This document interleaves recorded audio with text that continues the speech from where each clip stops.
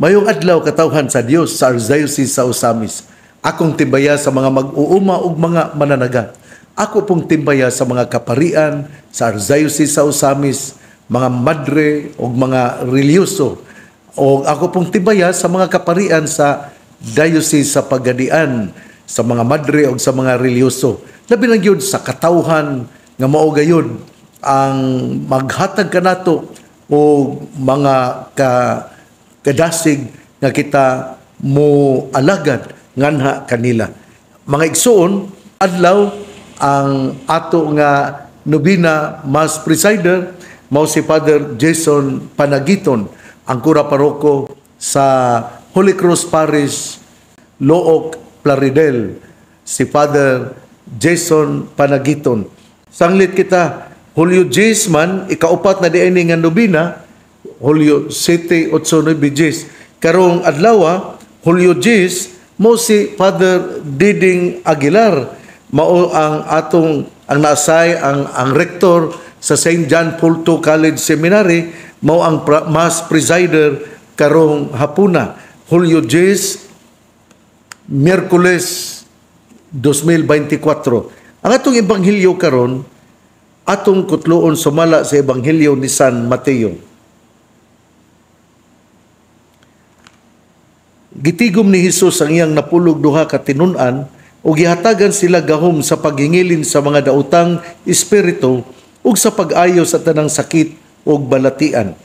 Ang mga ngalan sa napulog duha ka apostoles mao kini: ang una si Simon nga ginganlag Pedro, ang iyang igsuon nga si Andres, si Santiago ug ang iyang igsuon nga si Juan, mga anak ni Zebedeo, si Felipe ug si Bartolome, si Tomas ug si Mateo, ang kobrador sa buhis, si Santiago ang anak ni Alfeo ug si Tadeo, si Simon ang patriota ug si Judas Iscariote ang nagbudhi kang Hesus. Kining napulog duha gipadala ni Hesus uban niining mga pahimangno, ayaw kamo pag-adto sa kayutaan sa mga dili Hudiyo ni sa bisan unsang lungsod sa Samaria, at tuahin ninyo ang nangawala nga mga karnero sa nasod sa Israel. Lakaw kamo isangyaw nga hapit na maghari ang Dios. Ebanghelyo sa atong Ginoo, daygon ikaw o Kristo. Mga igsoon, una sa tanan, ang ato karong ebanghelyo, ang sentro gayud mao ang pagtawag sa atong Ginoo sa napulog duha ka mga tinun-an. Pero ato sang utingkayon kini ang pagsulat sa mao nga ebanghelyo. Ginaingon dinhi nga God's covenant with Israel defines its vocation as the chosen nation. Israel is meant to be the light to the nations. Sa to pa di ay ang Israel mamahimo di ay nga kahayag sa tanan nga sa tibuok kalibutan. Siya ang kahayag nga magdala sa mensahe sa atong Ginoo. Muna nga mitawag ang atong Ginoo og 12 ka apostoles aron iyang tigumon og maoy muadto aron ipakita nga ang Israel mao ang kahayag sa tibuok kalibutan. Upadayon ta sa pagbasa niini. As Abraham's offspring, Israel will be the channel of God's blessing for the nations. The apparent exclusivity of Jesus' instruction to his 12 disciples is at the service of inclusivity. It is through Israel that God will reach out to their nations, but Israel must be gathered first into God's kingdom so that it can be an instrument for the inclusion of other nations. There is wisdom in starting from within, that is, putting in order one's house first before attempting to put in order the neighborhood, the society, and the world. There is no divine favoritism here. Every nation is beloved by God, is beloved of God. There is simply a chronological ordering. The election of Israel comes first, but this is in view of its mission to the world. Mo ni mga kaigsuonan, ang gipanulti sa gospel power nga hatagan og pamalandong ni Sister Bernardita Dianson, FSP. Ang ato gyud nga ang ato gyud nga ebanghelyo gahisgot gyud sa pagtawag sa napulog duha ka apostoles. Unya gitawag sila tungod kay naamanggod sa pangunahuna ni Hesus nga ang Israel mauman ang mudala sa kahayag ug aron kini ang kahayag moabot sa tibuok nga lungsod sa kalibutan, mao nga mitawag siya sa napulog duha. Giuna usa niya ang Israel. Mao tong ningon siya, ayaw kamo pag-adto sa kayutaan sa mga dili Hudiyo ni sa bisan unsang lungsod sa Samaria. Adtuan ninyo ang nangawala nga mga karnero sa nasod sa Israel. Lakaw kamo gisangyaw nga hapit na maghari ang Dios. Murag ang approach sa atong Ginoo mao gayon nga charity begins at home, o kinahanglan lig-unon usa niya ang Israel aron sila mamahimo gayon nga matuod nga kahayag sa tibuok kalibutan. Ato biyang hinumduman ha nga kining nalig-on ba yun ang nasod sa Israel, labi na gayon sa panahon ni Constantine the Great, nga ang iyang inahan nga si Queen Elena. Ato yung hinumduman nga nalig-on yun o tungod ni ana na adto gayon or na dala gayon ang pulong sa Dios sa mga nagkalain-lain nga mga lungsod. Sa tupag gilig-on yun una ni Hesus ang Israel, o iya kining gihimo gisugdan niya pinaagi sa pagtawag sa napulog duha.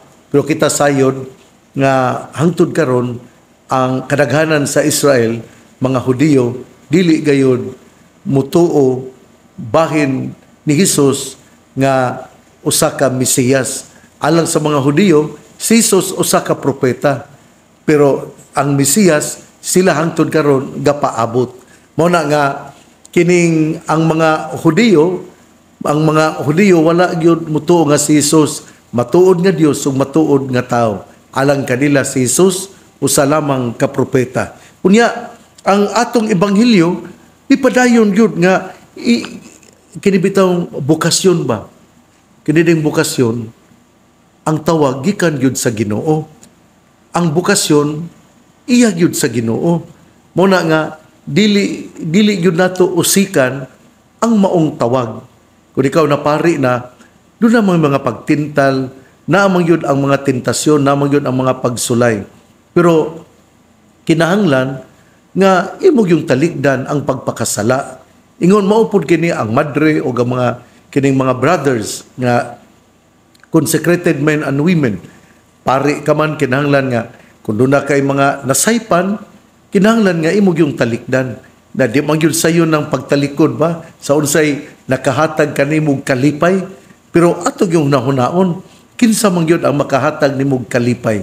Ato yung hunahunaon nga, ang Ginoo, mao gayud ang tuburan sa kalipay. Mao bitaw mga pari, mga madre, consecrated men and women, inyo nang gipuy-an, unsa ang taliabot nga kinabuhi. Mao kini ang kinabuhi ang gitawag nga makig-uban sa Ginoo didto sa paraiso, didto sa langit. Muna nga tingali ang walay pagtuo, mukatawa og mubugal-bugal, pero alang kanato nga mitubag sa tawag nga maoy mipadayon sa trabaho sa mga apostoles, kita dunag yung pagtuo og milaom nga kini gikan sa Dios ug mao kini ang iyang ipabuhat kanato. Maman bitaw nga ang kaning mga kaparian isip extension sa mga apostoles giawha gayud sa Ginoo nga moadto sa tibuok kalibutan. Gikan kana sa mandato sa Ginoo nga gilig-on una ang mga apostoles kay ang Israel mauman ang kahayag nga magdala sa ebanghelyo sa atong Ginoo ngadto sa tibuok kalibutan. Ug sanglit ang mga apostoles tao man nangamatay sila, pero doon nagyoy mipadayon sa ilang misyon o mao kini ang mga kaparian, mga madre, consecrated men and women. Pero labi na gayud kamo nga mga katawhan sa Dios, kay ang katawhan sa Dios mao man gyud ang magpakita sa testimonyo sa ilang kinabuhi unsa ang pagpuyo sa kinabuhi ni Kristo. Mao na nga ako mapasalamaton kaayo sa tanan natong mga leaders, sa tanan nato nga mga katawhan sa Dios. Gani sanglit wala may pari din na sa Don Victoriano, Misamis Occidental, nakahukom ako nga ang cathedral din sa Misamis Occidental din sa Metropolitan Cathedral of the Immaculate Conception o gibolunteer si Monsignor Boy Naron Jr. nga mumisa din sa Don Victoriano Virgen sa Lourdes Parish.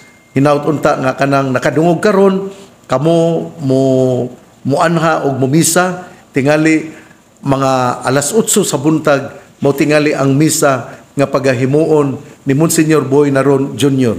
Ato kana nga mahibaw-an karong Biyernes usab. Karong Biyernes kay ako pong ipahibalo kung kanus-ag yun mumisa unsang oras nga mumisa si Monsignor Boy Naron Jr.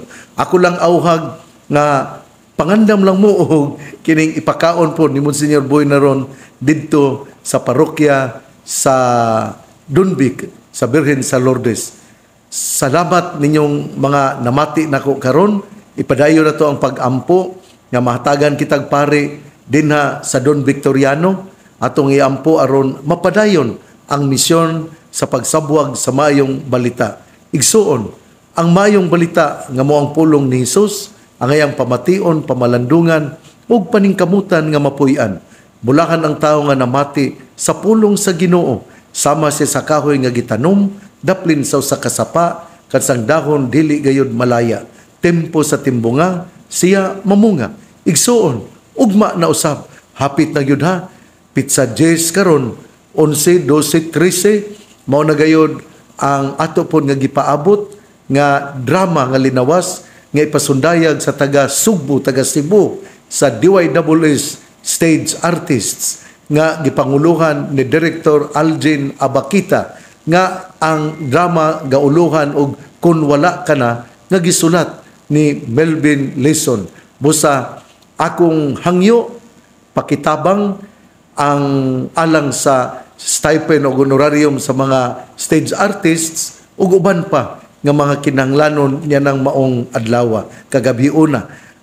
Tinuod ang mga kaparian mihatag na, daghan mga kaparian nga mitabang mihatag na, pero doon na pagyud tay nagkinahanglan pagyud kita tungod kay kini sila mo puyo man akong ipa-house na lang sila sa usa ka hotel kay di man sila masulod diri sa Bishop's House kay doon na pugoy daghang mga bisita.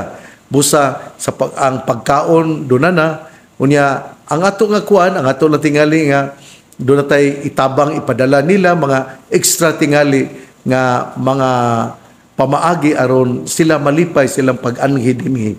Usbon ko hapit na gayod og hinaot nga tabangan ko ninyo alang mo sab kini sa kalipay sa tong pagsaulog sa mahal nga Birhen Maria ang atong pinangga nga Birhen sa Kuta. Usbon ko ha, ang Kuta Shrine na gayon ang muhimo sa nobena. Akong auhag sa uban nga mga matuohon nga mudagan kita diri sa Kuta kon ulan manggali magdagpayong aron atong ikapakita ang atong gugma ngadto sa mahal nga Birhen Maria, ang milagrosa nga Birhen sa Kuta. Ang pangaliya sa mahal nga Birhen Maria nga gisangpit sa mga misamisnon nga Birhen sa Kuta, ang Ginoo magapanalangin kanatong tanan. Sa ngalan samahan sa Anak ug sa Espiritu Santo. Amen. Dasigon ko kamo nga unta inyo yun nga bisitahan ang mahal nga Birhen Maria, ang Birhen sa Kuta. Sa dili pa kita moadto sa Kalingawan dinha sa Wellness Park, kung ikaw Katoliko Romano, importante kaayo nga moari kita sa Birhen sa Kuta o mudagkot kitag kandila o atong iampo ang kalinaw sa tibuok nasod, kalinaw sa Pilipinas, kalinaw sa tong panimalay, kalinaw sa tong dakbayan. Hinautunta nga ang diwa sa atong pagtambayayungay mao gayoy magahari aron ang atong pagtuo mulipang ug mulig-on tungod kay kita miawat man sa kinaiya sa tong Ginoo. Usbon ko, hapit na gayod ang drama nga ipasundayag sa taga DYSS karong Hulyo 13, alas 8 sa kagabhion hangtod sa alas 11, ang drama nga naguluhan Kun Wala Ka Na, nga gisulat ni Melvin Leson o gihatagan og direksyon ni Director Algin Abakita. Hinaot nga kamo nga namati nako karon, kamong naa sa Kanaw-Kanaw, Misamis Occidental, kamong naa sa Tunggo, kamong naa sa Katipunan, kamong naa sa Dinas, kamong naa sa Carmen, sa Jimenez, kamong naa sa uban nga mga lugar di nakadungog din nga akong Sibya. Kung doon na kamoy panahon, di na sa taga Mulabi, taga Mahayag, di na sa taga Maranding, di na sa taga Tubod, taga Bacolod, kung doon na mo'y panahon, nindot yun na nga, magkita-kita po ta diri sa Wellness Park, sa Dakbayan, sa Usamis, inigdunggo yun nimo sa barko, sa barge, inigdunggo yun nimo sa barge, dinhi sa Usamis, imo na yung makita ang Wellness Park sa Asenso, Usamis. O akong pasalamat ni Mayor Indy Waminal Jr., ang mayor sa Dakbayan sa Usamis, sa atong gobernador, Governor Henry S. Waminal, sa ato usab nga 2nd District Congressman Ando Waminal, ninyong tanan nga mga gaalagad sa ato nga katilingban, salamat, padayon kitang mag-ampo, kay ang pag-ampo mo'y mukusog na mudala ka nato aron kita mubati sa kalisod ug mutabang kita sa katawhan sa Dios. Pag-ampo og atong hugupan og akong hangyoon ko kamo nga mutabang og mo sponsor sa atong drama karong Hulyo 13 dinhi sa Wellness Park Dakbayan sa Usamis, dinhi sa Atbang gayod sa Kuta Shrine. God bless, mabuhay tayong lahat.